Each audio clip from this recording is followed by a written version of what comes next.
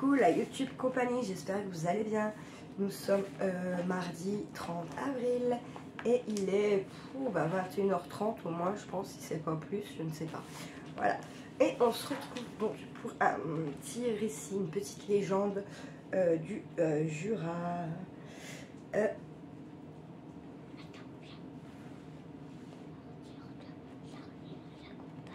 Oui, mais ils savent que ils te voient. Ils te voient, chaton. Tu peux leur dire bonsoir si tu veux, puis après on attaque. C'est bien. Alors, j'ai choisi un livre de Patricia Gaillard. C'est une pavasse. Il y a de quoi faire. Tu le connais ce livre? Oui, il est à papy chouchou. Alors,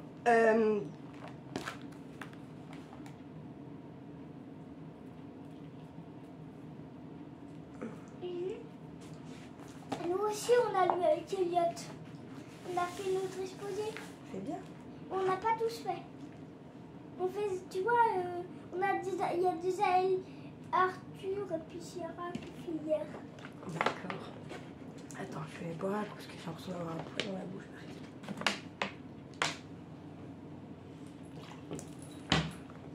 Alors, recette douteuse et millénaire d'une sorcière jardinière.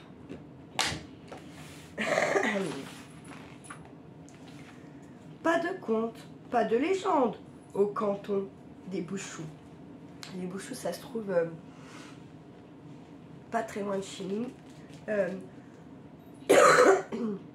Quand on peut autant passer par Saint-Claude qu'autant passer par Oyonnax. C'est un petit village qui est un petit peu avant la Pesse. Alors, peut-être, mais Bouchoux vient du mot boscu, qui signifie bois sacré. C'est sûrement là, dans cette contrée, petite, haut et perchée, que l'humus des temps celtiques, riche de magie et de croyances, renversante, a engendré les sortilèges et les ensorcellements qui ont longtemps occupé quelques esprits perdus dans ces obscures et sauvages solitudes.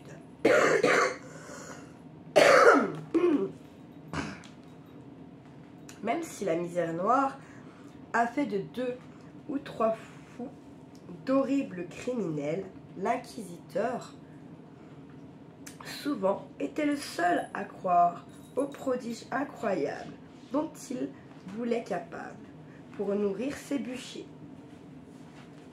Combien d'innocents passionnés de tisane, connaissant des plantes, leurs merveilleuses vertus, ont-ils été brûlés comme de simples fagots? Voici pour les sorcières jardinières, ancêtres courageuses de nos naturopathes, homéopathes et herboristes, qui puisaient dans un carré de simples des remèdes innocents, puisque tous les remèdes sont dans la nature et qui conservaient vivants des rites sympathiques avec lesquels elles saupoudraient de poésie la dureté de la vie. Voici. Arbre, le couper est un crime contre les esprits de la nature qui vivent sous l'écorce. Ne prendre de ses branches que ce qui est nécessaire. Aubépine, sa branche sur la porte protège des orages. Ne jamais en faire de balai, il porte malheur. Avoine, crue, elle rend l'âme joyeuse, l'intelligence vive et le teint clair. Bas, pour se protéger des maléfices, porter 2 bas différents. Les fous et les bouffons des rois ont toujours fait ainsi. Bâton, excusez-moi. Pour voyager heureux et sans épuisement, il faut faire soi-même son bâton de voyage. Dans une branche de sureau creusée, dans là-haut, mettez 2 yeux de loup, 3 lézards verts, 4 cœurs d'hirondelle, 7 feuilles de verveine et un kirim, cette pierre que l'on trouve au nid de la hutte. Boucher ce bâton d'une pomme de buis de bonne taille pour la main. Berger, il a toujours quelques pouvoirs surnaturels que lui a donné sa longue fréquentation de la nature. Son cœur est nomade. Bœuf, tous les bœufs parlent la nuit de Noël. Bréchet, petit os de poulet en forme de lance-pierre. Le casser a 2 fois tombé, la chance du côté de celui qui en garde le plus gros morceau. Charnu en persillade, c'est la grenouille du pauvre. Bûche, les cendres de l'âtre au matin de Noël font dans la lessive un linge blanc sans pareil. Buis, faut fuir les serpents, fait fuir les serpents et les orages. Chauve-souris, c'est sa cervelle lourde qui l'a fait dormir la tête en bas. La manger procure la connaissance des mystères nocturnes. Chêne, qui tue un chêne sain, se fâche avec Joseph le saint. Cigarette, la dernière tue, mais toute blesse. Colique, s'asseoir sur le bois la nuit de la Saint-Jean, se frotter le ventre avec une touffe d'armoise, puis se tenir le derrière dans la rosée jusqu'à l'aube. Causse, si on y trouve 9 pois, on va faire un vœu. Diamant, chasse les rêves corrompus et les esprits mauvais, rend les poisons inopérants. L'escargot, mettez à l'envers votre vêtement, vous en prendrez des sangs. Étang, pour échapper facilement aux lavandières, aux dames blanches, aux nymphes portées, une bague contenant une gouttelette de mercure. C'est très joli.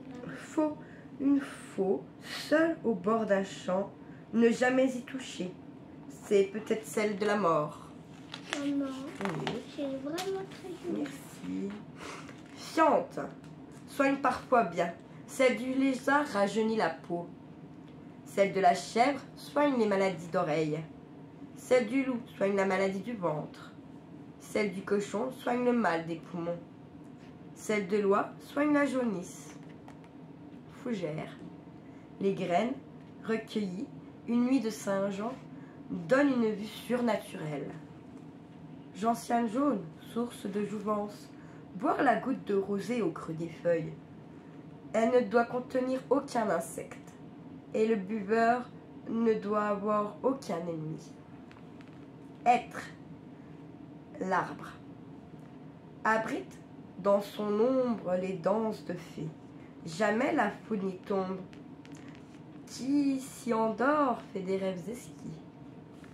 Huppe, 2 yeux de huppe dans une bourse empêchent d'être volés.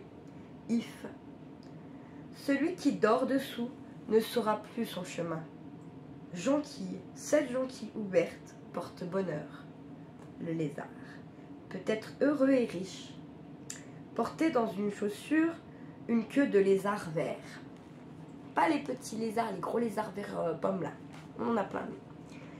Luciole, lumière du berger. Croisée la nuit de la Saint-Jean, elle porte bonheur. Lys, martagone.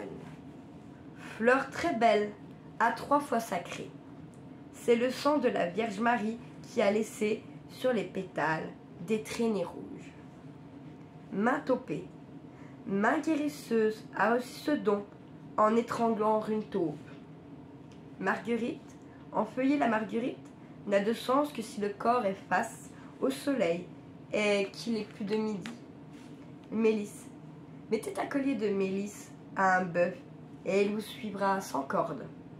Miel, une cuillère chaque matin rend doux et donne longévité. Secret de Mathusalem. Et il est bon pour la vue également, je le rajoute. Narcisse, ne jamais offrir un narcisse à l'aimer. Elle tomberait amoureuse d'elle-même. Noisette, les enfants qui en mangent beaucoup aimeront la géométrie.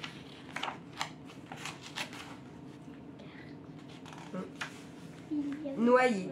Somnoler près d'un noyer rend devin toute l'année. Ses feuilles, cueillies à la Saint-Jean, protègent de l'orage et du vent. Oignon. Un oignon qui s'habille, c'est l'hiver qu'il va faire. Une femme qui n'en pleure pas est une sorcière. Oreille. Le paresseux les agrande, le sage les appetite. Persil. Pour une récolte serrée, l'enfant doit le semer. Avec du persil au potager, le diable est renvoyé. La pervenche. Celui qui offre cette pervenche est un sorcier. Peuplier. 3 feuilles de peuplier exaucent les choses rêvées. Pivoine. 7 racines de pivoine cueillies à la lune de minuit soignent la danse de Saint-Ly. Prime vert, poudre de prime vert rouge rend la virginité. Puis, il accepte d'entendre nos confidences trop lourdes à garder, mais il met 2 conditions. La lune doit faire briller son eau et aucun saule ne doit entendre. Il s'empresserait de répéter à tout vent. Trèfle. 2 amoureux en trouvent 1 à 4 feuilles. Ils auront 4 filles et 4 garçons. Les verrues. Coupez une pomme en 2.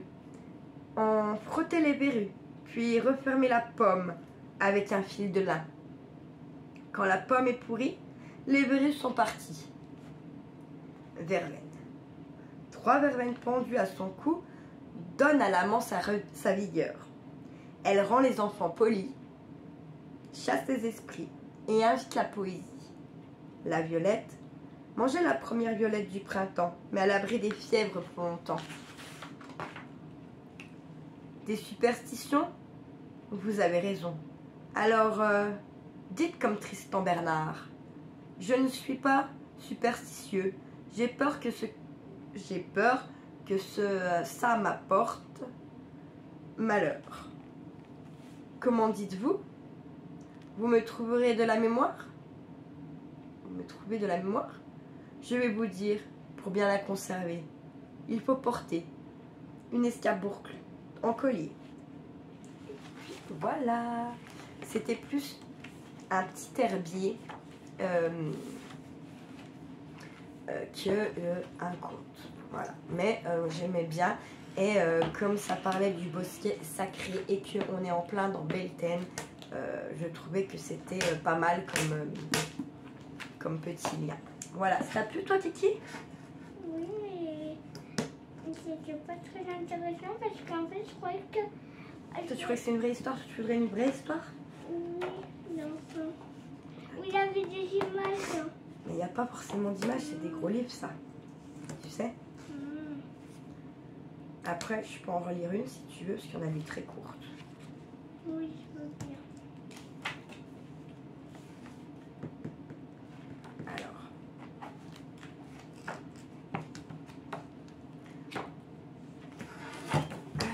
Alors, attends. Parce que par contre, ouais. Arrête, Charlie. Alors, cette fois-ci, on va se diriger du côté de Soucia, où en fait, c'est pas très loin non plus ici finalement. C'est juste le petit village qu'il y a après où je vais à la magnétiseuse. Après Moussi. Voilà. Petite dame farceuse. Non loin de Soucia se trouve un... On reprend. Non loin de Soucia se trouve un village qui se nomme Boisia. Ici, pas de souci de dragon. Ni de blanche ni verte, d'une teinte sûrement indispensable, se mêle volontiers à l'air, à l'eau, aux mousses et aux écorces.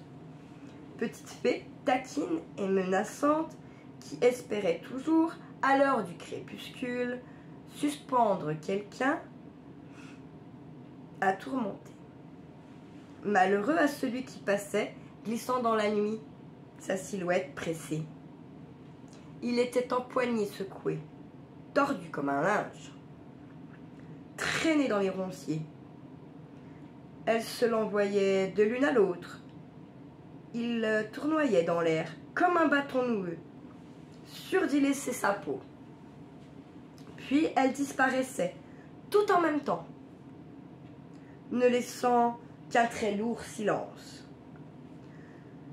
Leur méchante farce laissait le pauvre malmené, boitant, pleurant, perdu dans la nuit noire, avec un grand vertige nauséeux et des douleurs aux entournures.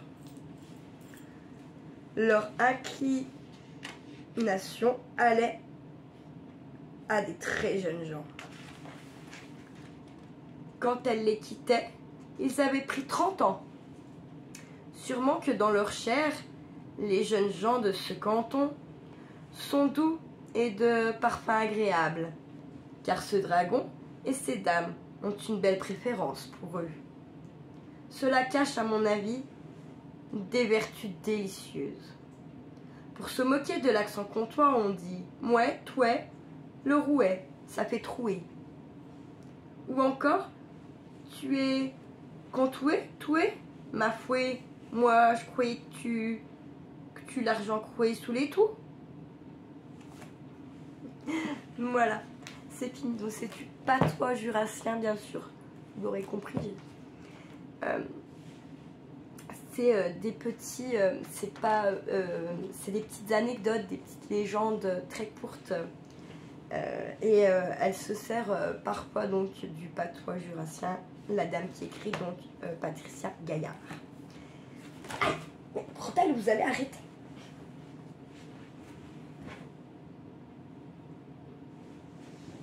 Qu'est-ce que je t'ai fait? Bah, elle me griffe. Oh, elle est pénible. Voilà la YouTube Compagnie pour ces deux petites légendes très rapides et très rapides, très courtes. Les prochaines seront bien plus longues, je pense, parce que là j'ai fait vraiment au plus court, puisque vous voyez, c'est pas pareil quand même, hein, quand il est là et quand il n'est pas là. Je suis beaucoup moins concentrée à ma lecture, puisque je sais jamais vraiment ce qui va se passer avec lui. Voilà. Oui, il a son bouton de varicelle là. Donc lui c'est bien parti, tout le reste franchement ça a été rapide, je suis contente. Par contre celui-là à mon avis va laisser une petite traçade. Voilà, j'espère que ça vous aura plu. Si vous avez des questions sur l'auteur ou sur les deux petits récits que je viens de vous faire, bah, vous les écrirez en dessous de la vidéo et puis je viendrai les relire. Je vous répondrai peut-être pas aux commentaires. À l'écrit, peut-être je reviendrai dessus par contre dans une pipetterie du dimanche ou je ne sais pas, je verrai. Voilà, j'espère que ça vous aura plu et puis ouais, que ça vous aura plu. Et puis je vous dis à bientôt, passez une très belle soirée, prenez soin de vous, prenez soin de ceux que vous aimez et surtout faites pas trop les fous. Ciao ciao. Si, vous pouvez faire les fous parce que demain c'est férié. Ah oui, c'est pas faux. C'est pas faux. Ciao, ciao. Ciao.